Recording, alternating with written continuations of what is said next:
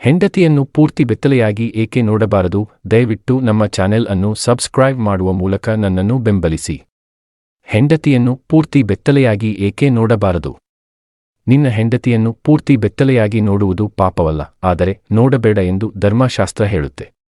ಹಾಗೆ ನೋಡಿದರೆ ಗಂಡನಿಗೆ ಹೆಂಡತಿಯ ಮೇಲಿನ ಇಷ್ಟವೂ ಮಮಕಾರ ಕಡಿಮೆಯಾಗುತ್ತದೆ, ಕಾಮ ರಸ ಕಡಿಮೆಯಾಗುತ್ತದೆ, ಸೌಂದರ್ಯವೂ ಮರೆಮಾಡಿ ಸ್ವಲ್ಪ ಸ್ವಲ್ಪ ಅನುಭವಿಸಬೇಕು. ಹೆಣ್ಣು ಮರೆಮಾಚಿದಾಗ ಮಾತ್ರ ಪುರುಷನಲ್ಲಿ ಕಾಮ ಬೆಳೆಯುತ್ತದೆ. ಬಿಚ್ಚಿ ನೋಡಿದರೆ ತದನಂತರ ನೋಡಲು ಆಸೆ ತರಲು ಹೆಚ್ಚೇನೂ ಇರುವುದಿಲ್ಲ. ಹಾಗೆಯೇ ಹೆಂಡತಿಯ ತಲೆ ಬಾಚಿಕೊಳ್ಳುವ ಸಮಯದಲ್ಲಿ, ಆಕಳಿಸುವಾಗ, ಬಟ್ಟೆ ಧರಿಸುವಾಗ, ಮುಟ್ಟಿನ ಸಮಯದಲ್ಲಿ ಮತ್ತು ಹೆರಿಗೆ ಸಮಯದಲ್ಲಿ ಹತ್ತಿರ ಇರಬಾರದು. ಧನ್ಯವಾದಗಳು. ನಿಮಗೆ ವಿಡಿಯೋ ಇಷ್ಟವಾದರೆ ದಯವಿಟ್ಟು ಲೈಕ್ ಮಾಡಿ ಮತ್ತು ಎಲ್ಲರೊಂದಿಗೆ ಹಂಚಿಕೊಳ್ಳಿ.